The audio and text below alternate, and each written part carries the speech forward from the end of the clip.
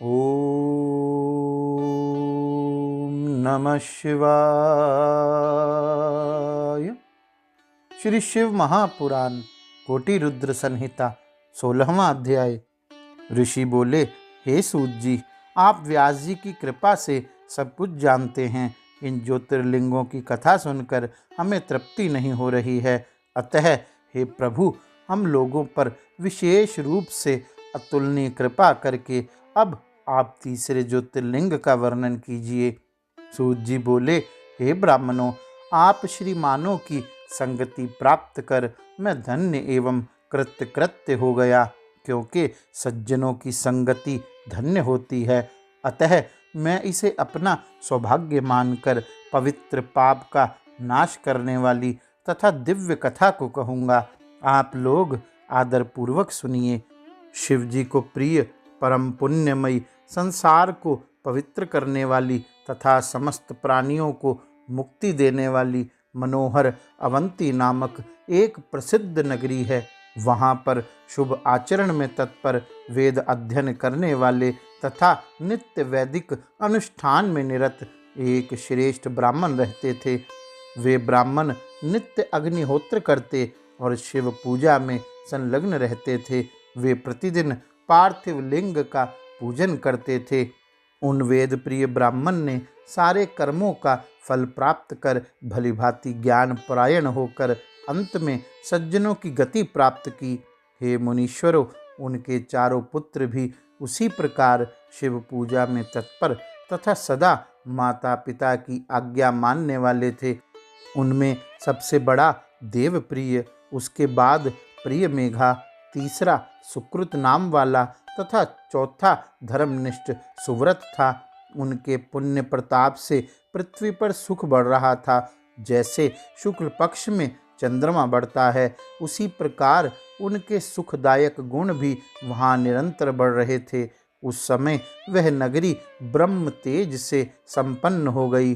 हे श्रेष्ठ द्विजो, इसी बीच वहाँ जो उत्तम घटना घटी उसे सुनिए। जैसा कि मैंने सुना है वैसा कह रहा हूँ। रत्नमाल पर्वत पर दूषण नामक एक महान असुर रहता था। धर्म से द्वेष करने वाला वह महाबलवान दैत्यराज ब्रह्मा जी के वरदान से जगत को तुच्छ समझता था। उसने देवगणों को पराजित कर उन्हें उनके स्थान से निकाल दिया।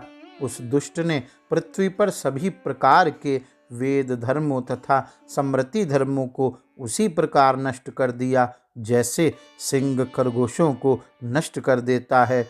जितने भी वेद धर्म थे उन सबको उसने नष्ट कर दिया और प्रत्येक तीर्थ तथा क्षेत्र से धर्म को दूर हटा दिया। एकमात्र रम्य अवंती नगरी ही दिखाई दे रही है जहाँ वैदिक धर्म अभी प्रतिष्ठित है। ऐसा विचार कर उसने जो किया उसे आप लोग सुने। उस महान असुर दूषण ने बहुत बड़ी सेना लेकर वहाँ रहने वाले सभी ब्राह्मणों को उद्देश्य करके चढ़ाई कर दी। वहाँ आकर विप्रद्रोही एवं महाखल उस दैत्येंद्र ने अपने 4 दैत्य श्रेष्ठ सेनापतियों को बुलाकर यह वचन कहा। दैत्य बोला, ये दुष्ट ब्राह्मण मेरी आज्ञा का पालन क्यों नहीं करते हैं? अतः मेरे विचार से वेद धर्म में तत्पर ये सब दंड के योग्य हैं। हे दैत्य सतमो, मैंने संसार में सभी देवताओं तथा राजाओं को पराजित कर दिया है। क्या इन ब्राह्मणों को वश में नहीं किया जा सकता? यदि ये लोग जीना चाहते हैं तो शिव धर्म तथा वेदों के परम धर्म का त्याग कर सुख प्राप्त करें, अन्यथा इनके जीवित रहने में संशय हो जाएगा। मैं यह सत्य कहता हूँ, तुम लोग निशंक होकर इस कार्य को करो। सूत जी बोले, इस प्रकार विचार कर वे चारों दैत्य चारों दिशाओं में प्रलयकालीन अग्नि के समान प्रज्वलित हो उठे। तब दैत्यों के इस प्रयास को सुनकर भी उस समय शिव ध्यान परायण उन ब्राह्मणों को कुछ भी दुख नहीं हुआ। उस समय वे ब्राह्मण शिव ध्यान से रेखा मात्र भी विचलित नहीं हुए और धैर्य धारण किए रहे। शिव जी के आगे वे बेचारे दैत्य क्या हैं? इसी बीच वह उत्तम नगरी दैत्यों से व्याप्त हो गई। तब उन दैत्यों से पीड़ित सभी लोग ब्राह्मणों के पास आए। लोग बोले, हे स्वामियों, अब क्या करना चाहिए? वे दुष्ट आ गए हैं, उन्होंने बहुत से लोगों को मार डाला, इसलिए हम लोग आपके पास आए हैं। सूत जी बोले, उन लोगों की यह बात सुनकर शिव में सदा विश्वास करने वाले वे ब्राह्मण वेद प्रिय के पुत्र उन लोगों से कहने लगे। ब्राह्मण बोले, आप लोग सुनिए, हमारे पास दुष्टों को भय देने वाला सैन्य बल नहीं है और ना शस्त्र ही हैं जिससे हम उन्हें पराजित कर सकें।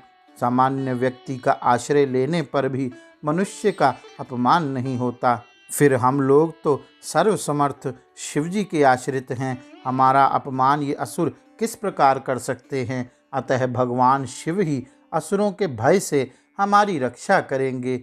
भक्तवत्सल सदाशिव को छोड़कर संसार में अब हमें कोई शरण देने वाला नहीं है।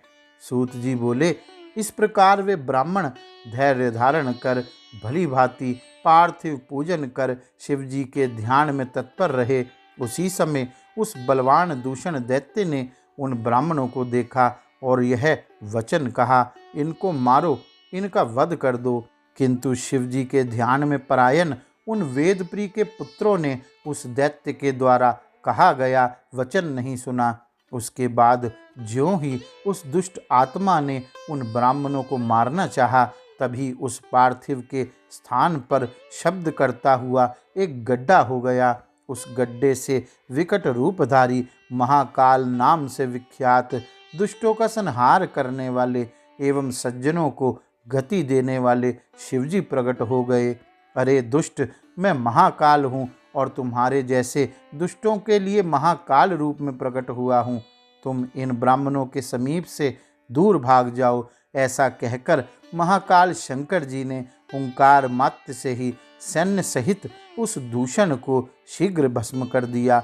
उन्होंने कुछ सैनिकों को मार डाला और कुछ सेना भाग गई। उन परमात्मा शिव जी ने वहीं पर दूषण का वध कर दिया। जिस प्रकार सूर्य को देखकर अंधकार पूर्ण रूप से नष्ट हो जाता है, उसी प्रकार शिवजी को देखकर उसकी सेना विनष्ट हो गई।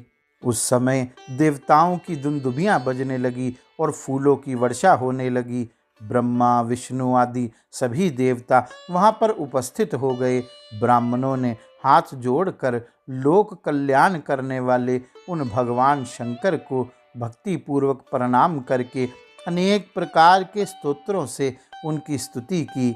तब महाकाल रूपधारी स्वयं महेश्वर ने प्रसन्न होकर उन ब्राह्मणों को आश्वस्त करके उनसे कहा, वर मांगिए। तब यह सुनकर वे सभी ब्राह्मण हाथ जोड़कर तथा सिर झुकाकर भक्ति पूर्वक शिवजी को प्रणाम करके कहने लगे। द्विज बोले, हे महाकाल, हे महादेव, दुष्टों को दंड देने वाले, हे प्रभु, हे शंभु, हे शिव, आप हमें संसार सागर से मुक्ति दीजिए। हे शिवजी, हे शंभु, हे प्रभु, आप संसार की रक्षा के लिए यहीं पर निवास करें और अपने दर्शन करने वाले मनुष्यों का आप सदा उद्धार कीजिए। सूत जी बोले, उनके ऐसा कहने पर शिवजी उन्हें सद्गति प्रदान कर भक्तों के रक्षार्थ उस परम सुंदर गर्त में स्थित हो गए। इस प्रकार वे ब्राह्मण मुक्त हो गए और वहां चारों दिशाओं में एक कोस परिणाम वाला स्थान लिंग रूपी शिवजी का कल्याणमय क्षेत्र हो गया। तभी से महाकालेश्वर नामक शिवजी पृथ्वी पर प्रसिद्ध हुए। हे द्विजो, उनका दर्शन करने से स्वप्न में भी कोई दुख नहीं होता है। जो मनुष्य जिस जिस कामना की अपेक्षा करके उस लिंग की उपासना करता है, वह उस मनोरथ को प्राप्त कर लेता है और परलोक में मोक्ष भी प्राप्त करता है। हे सुव्रतो, महाकाल की उत्पत्ति तथा उनका महात्म्य मैंने कह दिया। अब आप लोग और क्या सुनना चाहते हैं? इस प्रकार श्री शिव महापुराण के अंतर्गत चतुर्थ कोटि रुद्र संहिता में महाकाल ज्योतिर्लिंग महात्म्य वर्णन नामक 16वां अध्याय पूर्ण हुआ। गौरी शंकर भगवान की जय। ओम नमः शिवाय।